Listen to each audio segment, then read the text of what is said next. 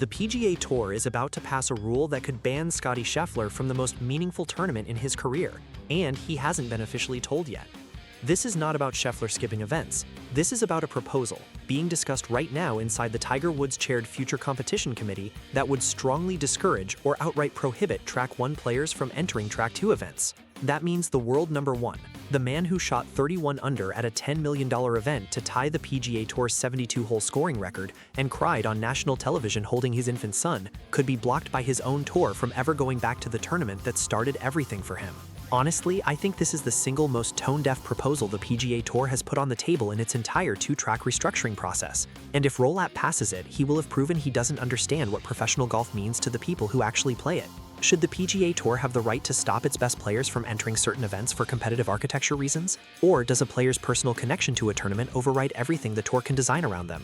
Drop it in the comments right now. And if you want the full breakdown of every event at risk and every player who stands to be affected, subscribe, because this is the part of Rolap's plan nobody has mapped out completely. Scottie Scheffler is a four-time major champion, the world number one for over 70 consecutive weeks. A player who shot 31 under par at the 2025 CJ Cup Byron Nelson to tie the PGA Tour's all-time 72-hole scoring record, finishing at 253, matching Justin Thomas's 2017 Sony Open and Ludwig Åberg's 2023 RSM Classic. He won by 8 strokes. It was the largest winning margin at the Byron Nelson since Sam Snead won by 10 in 1957. He is not someone known for showing emotion in public. Calm, faith-centered, the player the sport calls unflappable.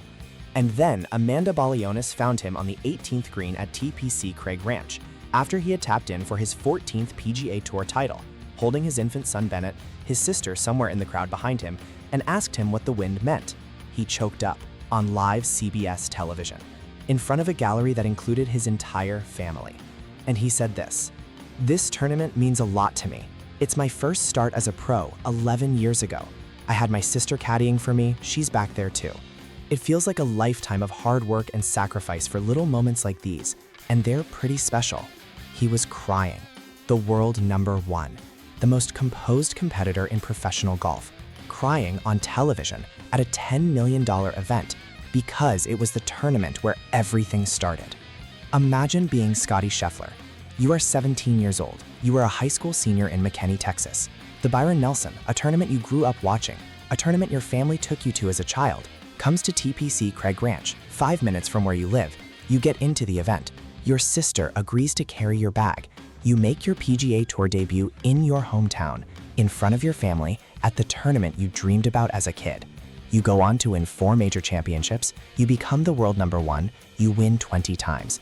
You come back to TPC Craig Ranch and shoot the lowest 72-hole score in PGA Tour history and win by 8 strokes and cry on national television. And now the organization you stayed loyal to through the Live War, the organization whose board you have advocated for and whose process you have participated in, is discussing a rule that would prevent you from ever entering that tournament again. Is there a policy rationale compelling enough to justify blocking the world number one from playing in the tournament where he made his professional debut, where his family watches, where his sister carried his bag? And if the answer is yes, does the PGA Tour actually understand what it is managing when it manages Scottie Scheffler? Scheffler was born in 1996. He attended the Byron Nelson as a child. He played his first professional round there in 2014. He teed it up there every year he was eligible. He missed the 2024 edition because his son Bennett was being born. He came back in 2025 and tied the all-time scoring record.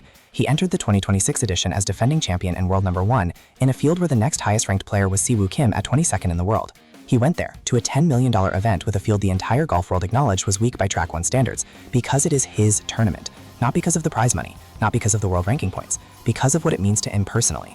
That is not a detail the two-track plan accounts for. That is exactly the human dimension that a meritocracy-only framework erases. Should the PGA Tour have the power to block a player from entering his hometown tournament, even if that tournament is Track 2? Or is this the clearest possible example of a policy that optimizes structure at the expense of the stories that make the sport worth watching? And would you watch the Byron Nelson less knowing Scheffler couldn't enter? Drop it in the comments. I read every single one. Scheffler is not the only player this rule would affect. And the second name on this list is the one that tells you how far-reaching the damage actually is: Jordan Spieth. Spieth is a 3-time major champion, a former world number one of the most beloved players in the sport's modern era, a player whose relationship with PGA Tour fans is built on personal story, emotional investment, and geographic identity. He grew up in Dallas. He is a Dallas product. And the Byron Nelson, the same CJ Cup Byron Nelson, is Jordan Spieth's event the way it is Scheffler's. In 2025, Spieth shot a bogey-free final round 62 to finish 4th at the Byron Nelson, recovering from left wrist surgery. He has been a regular at TPC Craig Ranch for years, not because the money is best there, not because the field is strongest there, because it is home. Here is the number that makes the Track 1 restriction rule suddenly feel like a much bigger problem than one player at one tournament. The Sports Business Journal reports Track 1 will have 20 to 22 events. That means the PGA Tour's current calendar of approximately 40-plus events would have roughly half of them designated Track 2. Roughly half the calendar would be off-limits to the sport's elite players. The Byron Nelson is almost certainly Track 2. The Rocket Classic, which just announced its cancellation this month, was Track 2. The Charles Schwab Challenge at Colonial is borderline. The John Deere Classic is borderline. The Barracuda Championship, the Barbasol, the Wyndham, all Track 2 candidates. Every one of those events has a player who considers it home, a player with history there, a player who would choose to enter for reasons that a meritocratic point system was never designed to measure. Now here's the part nobody is talking about. Roll-Up's stated rationale for restricting Track 1 players from entering Track 2 events is competitive integrity. He does not want the best players padding their schedules with weaker fields, winning at Track 2 events, and accumulating points or prize money that distorts the track structure's meritocratic logic. That is a coherent policy argument. But the same argument applies to Tiger Woods, who, during the years of his greatest dominance, regularly played at smaller, more personal events. He played the Byron Nelson when it was still held at Las Colinas. He played events close to his home. He played events with personal meaning or sponsor relationships that matter to him. You are Scottie Scheffler. You have been told repeatedly by everyone from your tour CEO to its player advisory council that the new model is built around meritocracy. Play well and you earn access to the best events. That is the message. Play well and you belong. And you have played well by every measure. You are world number 1. You have 20 wins, you have 4 majors. You earn Track 1 status so completely that the question is almost absurd. And now the meritocracy that rewarded you with Track 1 status is going to use that status to tell you that you cannot go home. The rule that is supposed to reward performance is going to punish sentiment. The plan that is supposed to give the best players access to the best events is going to take away the best players' access to the event that matters most to him personally. Meritocracy does not know what a hometown is, and the PGA Tour is about to find out if its players care. Should Jordan Spieth and Scottie Scheffler be allowed to play the Byron Nelson regardless of their Track 1 status, or is the integrity of the two-track system more important than individual player sentiment about specific tournaments? And if the Tour carves out exceptions for sentiment, does the whole meritocracy argument collapse? Drop it below. Before you conclude this plan is purely destructive, you need to hear the one player whose position on the Track 1 restriction rule is the most unexpected and the most revealing. Rory McIlroy. McIlroy is the back-to-back Masters champion, world number 2, the most prominent voice in professional golf for the last decade. And his reaction to the news that Track 1 players might be restricted from entering Track 2 events was not outrage. It was something closer to relief. McIlroy has been publicly, consistently clear about one thing for the past 2 years. He wants to play less. He wants his schedule concentrated around the 4 major championships. He wants weeks off. He does not want to be obligated to play events that do not advance his competitive goals. He said it directly about his own scheduling philosophy. That's what Tiger used to do. He picked and chose what events he wanted to play, where he felt like he had the best cadence to his schedule and where he had the best chance to win. And he added the philosophical underpinning that makes his position coherent on its own terms. The thing that remains is the platform of the PGA Tour, and that's the valuable thing. My argument is it would be great to get everyone playing every single week, but I just don't think that's possible. Tiger Woods' scheduling philosophy is well documented. From 2000 to 2007, Woods played between 15 and 20 events per season. He was selective, methodical. He concentrated his appearances around the majors and the events that mattered most commercially and competitively, and he won more than anyone else in the sport during that period. The argument that elite players playing fewer, more concentrated events produces better competitive outcomes has empirical support. McIlroy believes that. Roll-Up's Track 1 architecture, in limiting what events the elite players enter, is aligned with McIlroy's preference in a way that McIlroy has never quite said publicly, but has demonstrated through his own scheduling decisions all season. He has skipped the Cadillac Championship at Doral, he skipped the RBC Heritage, he is playing the US Open and the Travelers Championship and the events that suit his specific rhythm. If the two-track plan formalizes that approach and removes the social obligation to appear at smaller events, McIlroy is structurally benefited.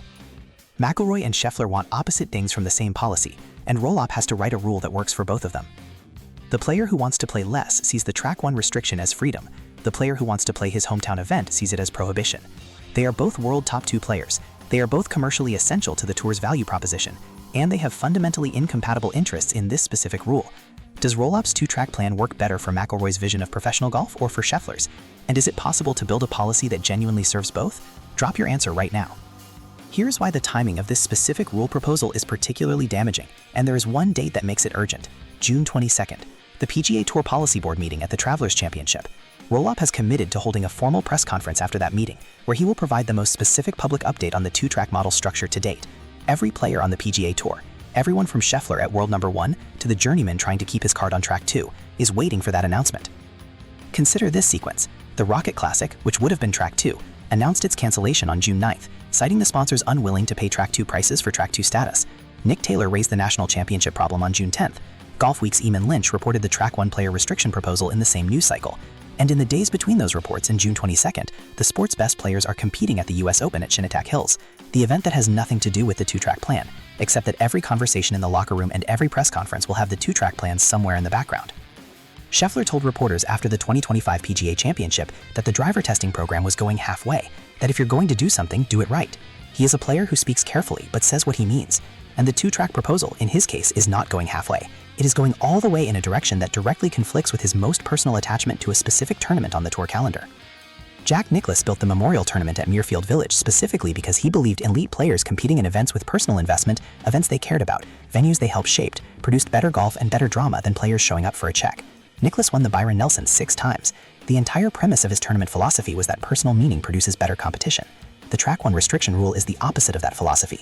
And Nicklaus, who said last week he wants to sit down with Roll-Up directly, may have more to say on June 22nd. Here is what this specific rule reveals about the entire two-track plan, and it is the most important thing anyone has said about it. The track 1 player restriction is not designed to protect competition. It is designed to protect scarcity.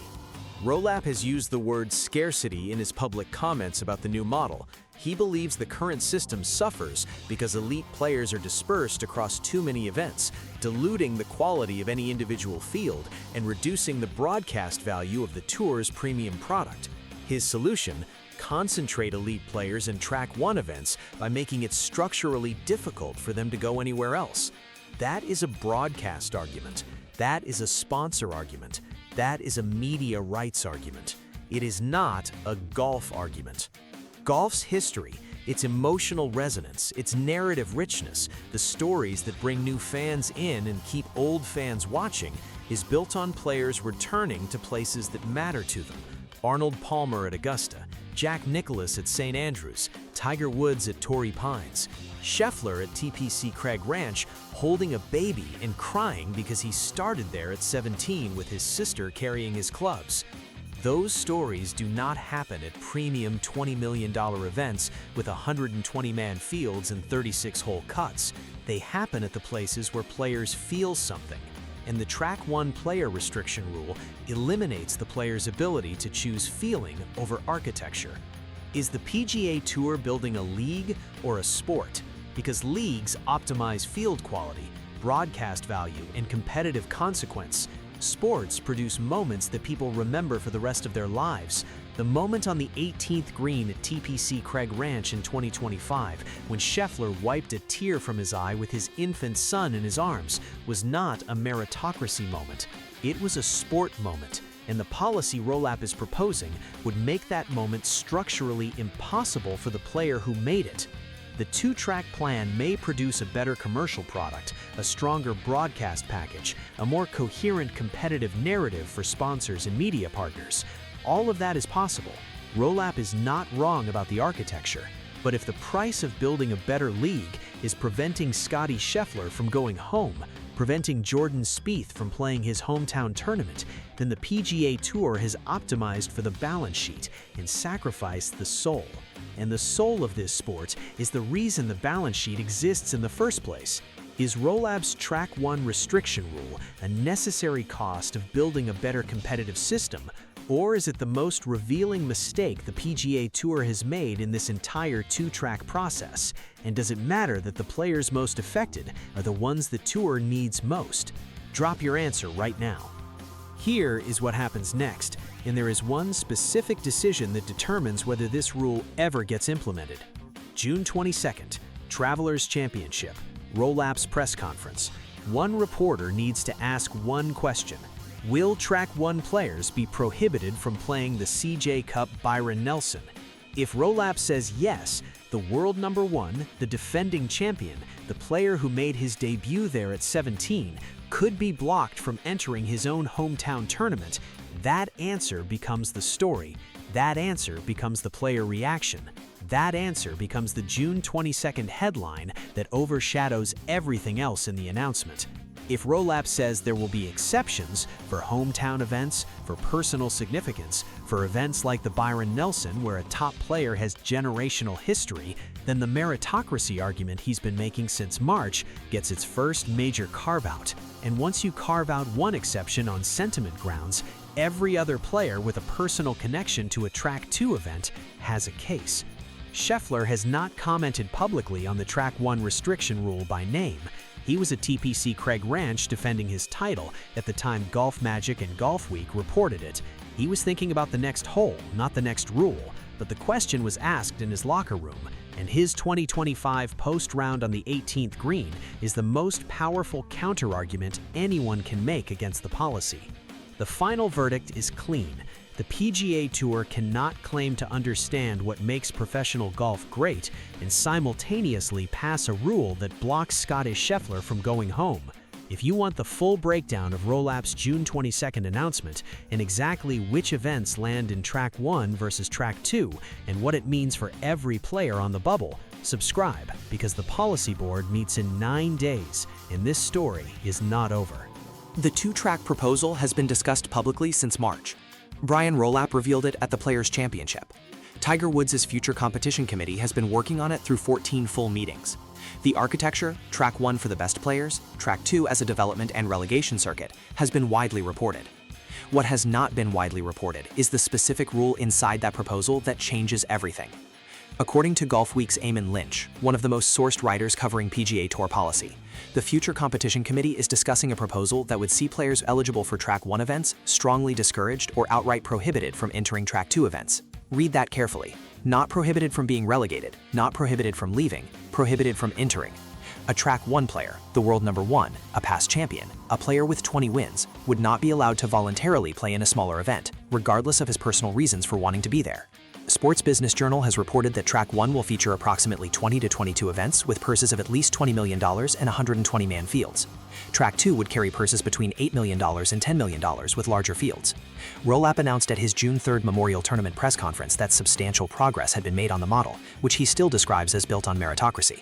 PGA Tour CEO Rolap, 53, said at that Memorial press conference, "I think we have lost a lot of that with the smaller fields, no-cut events. The competitive meritocracy that makes this sport great and unique, we've gotten away from, and we're getting back to it." He added, "The number of players moving between tracks and the frequency with which it occurs are still being worked through, but it will be substantial enough to matter." The coming weeks are, in Rolap's own words, critical for the organization's push for change. The June 22nd Policy Board meeting at the Travelers' Championship is the next major date. But nobody asked Rolap this question at his Memorial press conference. What happens to the world number 1's hometown tournament?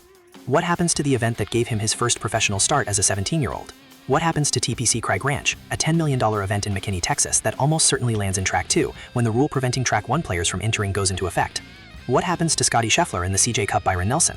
Because that question, more than any policy discussion about field sizes and purse structures, tells you everything about whether Rolap's two-track plan understands what professional golf is actually built on.